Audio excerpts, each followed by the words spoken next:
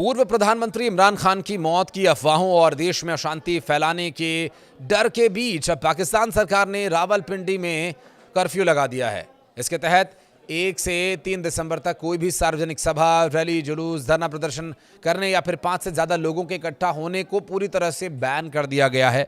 हालांकि ये strict curfew नहीं है, इसमें कुछ ढिलाई रहेगी। मसलन ज़रूरी सामान लेने आप जा सकते हैं, 2 या 3 लोग साथ में जा सकते हैं। डिप्टी कमिश्नर डॉक्टर हसन वकार ने इसे लेकर एक आदेश जारी किया और आदेश में हथियार, लाठी डंडे, गुलेल, पेट्रोल बॉम्ब्स, विस्फोटक सामग्री ले जाए जाने पर पूरी तरह से रोक है। हालांकि ये सामग्री तो यूं भी सामान्य परिस्थितियों में भी नहीं ले जाई जानी चाहिए। इसके अलावा नफरत भरे भाषण देना, पुलिस की बैरिकेडिंग्स को हटाना, तोड़ने की कोशिश करना, लोगों के एक बाइक पर पीछे बैठने और लाउड स्पीकर के इस्तेमाल पर भी पूरी तरह से रोक लगा दी गई है। ये रोक इमरान खान की पार्टी पाकिस्तान तहरीक इंसाफ यानी पीटीआई के इस्लामाबाद हाईकोर्ट के बाहर, रावलपिंडी की अडियाला जेल के बाहर बड़े पैमाने पर विरोध प्रदर्शन के बाद लिया गया है।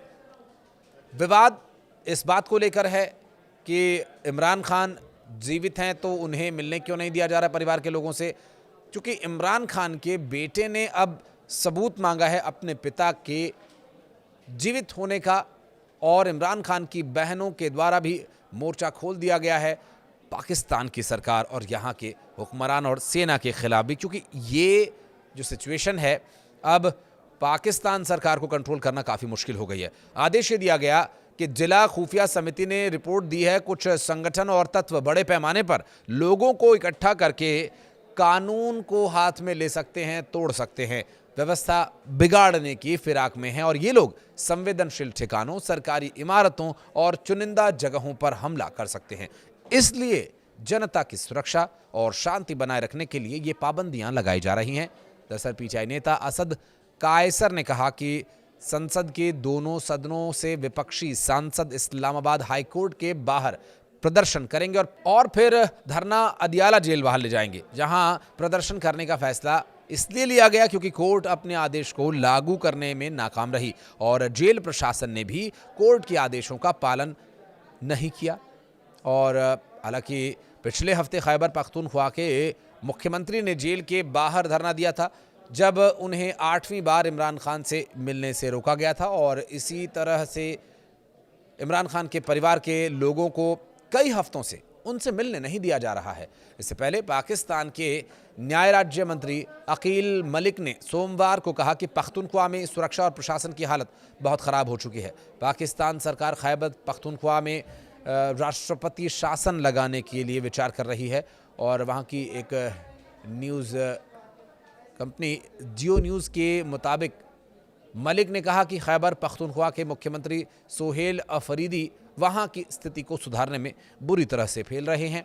वो न तो केंद्र सरकार से कोई तालमेल रख रहे हैं और न ही कोई ज़रूरी जगहों पर कार्रवाई ही कर रहे हैं। इमरान खान का समर्थन करने रावलपिंडी की अडियाला जेल पहुंचे खैबर पख्तूनख्वा राज्य के मुख्यमंत्री सोहेल अफरीदी को पुलिस ने 27 नवंबर को सड़क पर गिराकर बुरी तरह से पीटा था और मीडिया रिपोर्ट्स के मुताबिक जो सीएम सोहेल अफरीदी के साथ हुआ, इस पूरी कार्रवाई को लेकर अब सेना के आदेश पर कार्रवाई किए जाने की बात कही जा रही है। अफरीदी गुरुवार को जिस समय जेल पहुंचे वहां भारी सुरक्षा बल तैनात था और पीटीआई समर्थकों की भीड़ लगातार बढ़ रही थी और उनके पहुंचने से हालात और ज़्यादा बिगड़ गए। पुलिस ने उन्हें और उनके साथ आए नेताओं को आगे बढ़ने से रोक दिया और धक्का मुक्की के दौरान पुलिस कर्मचारियों ने सीएम को लात घूंसे भी मारे और जमीन पर गिरा दिया। पीटीआई ने इस घटना को लोकतांत्रिक अधिकारों पर हमला बताया। अफरीदी का कहना है कि सरकार को इमरान खान की सेहत और सुरक्षा को लेकर उठे सवालों के सही जवाब देने होंगे और अगर ऐसा नहीं किया गया तो वे जनता के साथ सड़कों पर उतरने के लिए मजबूर हो जाएंगे। अफरीदी ने आरोप लगाया कि सरकार इमरान खान की हालत की ठीक जानकारी नहीं दे रही है। उन्होंने ये चेतावनी भी दी है कि अगर इमरान खान कुछ असहज हैं या उन्हें कुछ हुआ तो इसके नतीजे के लिए आप तैयार रहिए और इसकी पूरी जिम्मेदारी मौजूदा सरकार की होगी। पिछले कुछ दिनों से इमरान खान के मौत की अफवाहें तेज़ हो गई हैं। गुरुवार को इमरान खान के बेटे कासिम खान ने अपने पिता के जिंदा होने का सबूत मांगा था। कासिम ने कहा कि उनकी बुआ को भी अपने भाई से मिलने नहीं दिया जा रहा है और ये सब कुछ किसी सुरक्षा कारण की वजह से नहीं बल्कि जानबूझकर किया जा रहा है। सरकार उनके पिता की असली हालत को छिपा रही है। देखिए, इमरान खान इतने बड़े नेता थे नहीं जितना बड़ा नेता उन्हें शहबाज शरीफ ने बना दिया। अब ये बात आसिम मुनीर के पेट में पच नहीं रही है। आसिम मुनीर के पेट में आंतें उठ रही हैं। इमरान खान उनके अंगूठे के नीचे रहना नहीं चाहते, शहबाज शरीफ उनके तलवे के नीचे भी जाना चाहते हैं।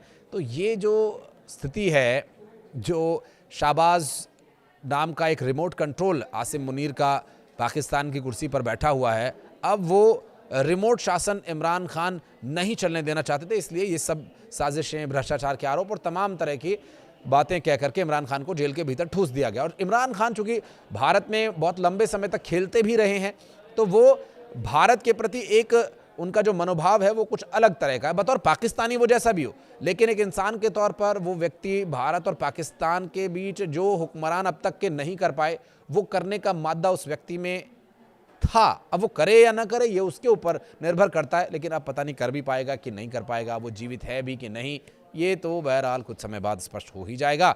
अब वकीलों से मिलने की इजाज़त दे दी गई है, वकील जाएंगे तो देखेंगे ही कैसी तबीयत है नियाज़ी साहब की।